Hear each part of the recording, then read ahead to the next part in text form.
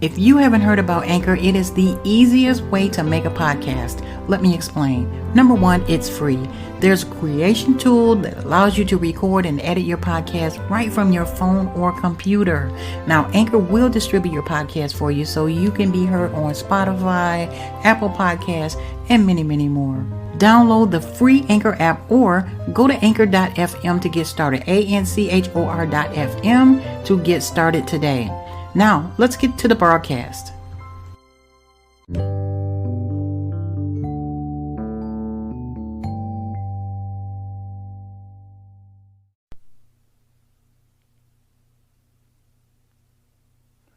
In today's broadcast, I want to just share with you about why can't I get the job or the promotion. I want to give you 3 tips to avoid being sifted out. In other words, being sifted out or not being even considered for a position. Many times we go out and we look for a job and we wonder, why can't I get the job? Well, I'm just going to give you some tips that you can think about and some things that you can do to kind of avoid being sifted out. It's not saying that you will be successful every single time, but you should be able to understand why you don't maybe get the job. You have to think about some things to do to, present yourself a little bit better to your employer. So the first thing is to avoid being sifted out is to think like an employer. Most employers are looking for like 5 qualities of an employee. And those 5 qualities are your ability, your dependability, your attitude, your motivation, and your presentation. Do you really have the ability to do the job? If you have the skill set, if you don't have the skill set, in my other podcast, I talk about career, how to develop your career or how to think about going forward in a career, but you have to have the ability to do the job. And when I say that, that means your temperament as well. If you don't like dealing with people on a constant basis, don't try to be a cashier or someone that deals with the public all the time. There are many other jobs that you don't have to be around crowds and crowds of people. Do you have the ability? Do you have the dependability? Can you get there? Can you get to the job? Are you a dependable person? Many times people will check up and see if you were dependable on your previous job. Were you always calling in or having some type of excuse why you were late? Being late is a person being late all the time is someone who is not dependable. They cannot count on you. Your attitude. What is your attitude? What do you think about that particular job? One thing, if you're looking for a position and you're sighing or moaning or groaning and complaining even before you get the job, obviously that is not the position or the career that you want to pursue. If you have this dreading sense, your attitude is not going to be right and you're not going to really flow and function with that particular company. What is your motivation? Is it just, I just need a job? That's not motivation enough. When you think about a position or a career, something that you love, it should be something that you are passionate about. You are passionate about, if you're passionate about animals, think about a career at the shelters or assisting with dog training, any of those types of things like that. What is your motivation? Because if your motivation doesn't match up with your career, you're going to be bored and you're not going to stay there very long.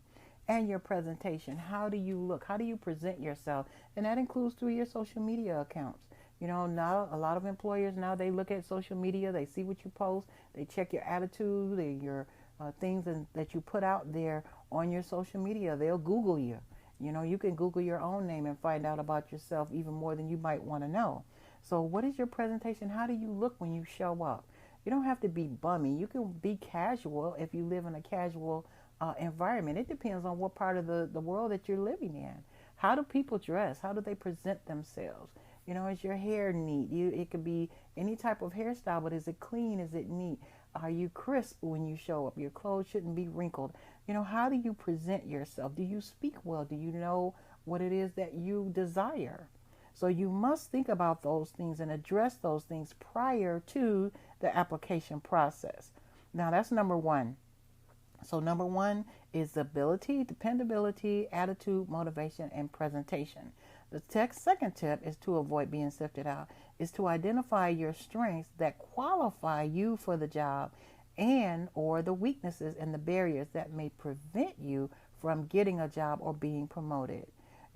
So we have if you like to talk about that a little bit further, you can go to the website and just sign up for maybe a consultation. But in this particular area, tip number 2, you have to identify, what am I do? Am I good in computers? Is this something that I'm going to be? Am I a good driver? Say if you want to be a Lyft driver, am I patient in traffic? It's so many opportunities out here that we can challenge ourselves in, but you have to know what your strengths and your weaknesses are. If I don't like something, I'm not going to go for that in a particular job area. And it's going to be a barrier. Do you have barriers? And in one of our podcasts, we're going to talk about how to deal with barriers, maybe gaps in employment, maybe something that is challenging in your work history. The next thing is to avoid being sifted out is what I call DACLA. Develop a good response. And that is, if you have an issue in your employment, if you've been unemployed, if you've had some situations where you might have lost a job of of not even your own doing, you have to develop a good response. And you have to do that before you go to look for a job. I was assisting a young person the other day and has a gap in their employment, about 3 years or more, a single parent. But the response that we developed was the fact that this person had joined the military. They lost their spouse unexpectedly, had to come out of the military, and right now is a single parent looking to get back into the workforce. So you have to develop that answer in case they ask, well, how come you've been unemployed for so many years? So adjust your outlook. Have a good attitude about you're looking for a job. Don't sigh and moan and groan, or just to get a job just because you have nothing else to do. It probably won't last very long. Change where you look for work. Be more creative. There's a lot of things that you can do online, even creating your own, but it takes a while to do that as well. There's not a lot of instant results in creating your own. You do have to work very hard. Learn a new skill. If you don't have the skill set that for the position that you're looking for or looking to get into, or the career that you want to get into, learn something about that skill. There's so many free webinars or things on YouTube that you can find to help develop that skill. If you are gifted in that area, it won't be hard for you at all. And A, access additional resources. Excuse me. Look online, find additional resources, things that will help you to get promoted. Do you know enough about it? Have you done enough research? That's DACLA's called. Develop a good response, adjust your outlook. C, change your look where you look for work. L, learn a new skill. And A, access additional resources.